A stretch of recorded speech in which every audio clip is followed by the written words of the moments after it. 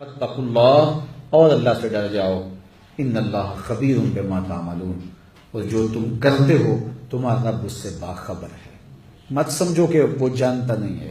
ارا زبیب النملۃ السوداء، کالی رات کے اندھیرے میں کالے پہاڑوں کی کوک میں گہرا غار ہے، اس غار میں چیونٹیوں کا سوراخ ہے، اس میں چیونٹی چلتی ہے تو اس کے ننھے اور مہین قدموں سے سینہ سنگ پر جو لکیر بنتی ہے، تمہارا رب اس کو یوں دیکھتا ہے جس طرح دیوار چین کو دیکھتا ہے۔ تو وہ تمہارے دماغ کی سکرین پہ آنے والے خیالات کو نہیں دیکھتا؟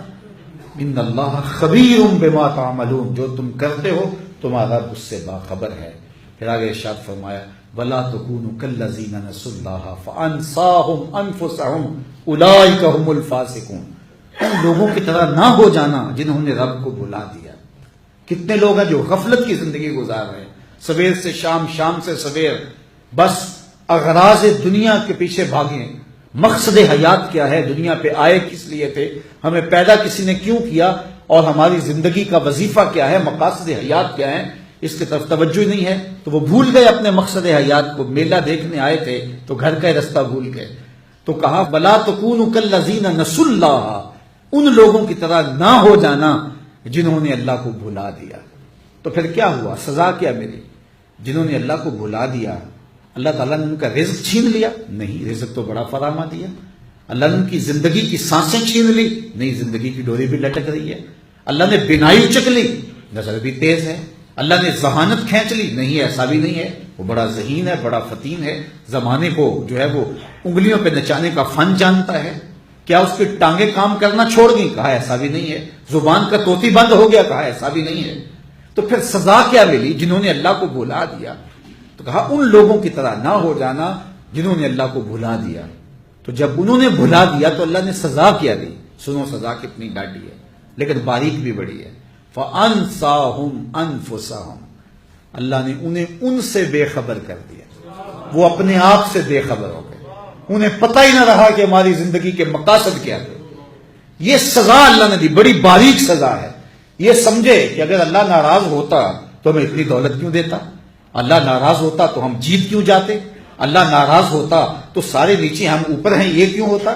وہ یہ سمجھتے رہے کہ یہ اللہ کی رضا کے سبب ہے۔ انہوں نے ڈاکے سے، چوری سے، منشیات فروشی سے مکان بنایا اور پھر اس کے اوپر لکھ دیا ھذا من فضل ربی۔ نفس نے دھوکہ لے لیا کہ شاید یہ رب کا فضل ہے، حالانکہ وہ قہر تھا رب کا، وہ غضب تھا رب کا، لیکن یہ اس کو اللہ کا فضل سمجھتے رہے۔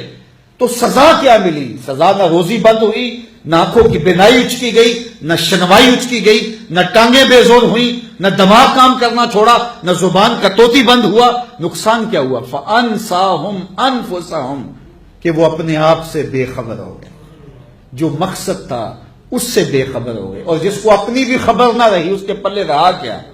اقبال نے کہا تھا نا، اپنے من میں ڈوب کر پاجا سراغ زندگی، میرا نہیں بنتا تو نہ بن، اپنا تو بن، اور جو اپنا بھی نہ رہا اس کے پلے رہا کیا؟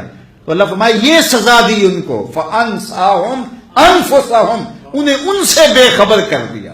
وہ سمجھتے رہے خیر ہے، خیر ہے، یہ بھی ہے، یہ بھی ہے، یہ بھی ہے۔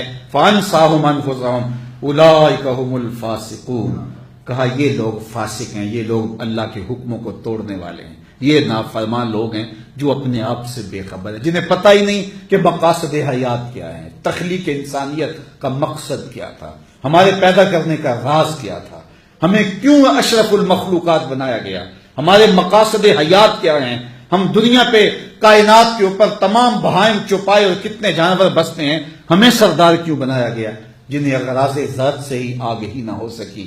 فَأَنسَاهُمْ أَنفُسَهُمْ أُولَٰئِكَ هُمُ الْفَاسِقُونَ۔ آگے یہ زندگی بیت گئی، آگے نقشہ بیان کیا، اللہ اکبر، لا يستوی اصحاب النار واصحاب الجنہ۔ یہ دنیا تو بیت گئی، آج تو کوئی اوپر کوئی نیچے، لیکن کیا قیامت کے دن تو عملوں کے حساب سے ہی ہوگا نا۔ پھر کہا اب سن لو پھر فیصلہ کہ جنتی اور دوزخی برابر نہیں ہو سکتے۔ اصحاب الجنت هم الفائزون، جو اہل جنت ہیں وہی کامیاب اور بامراد ہیں۔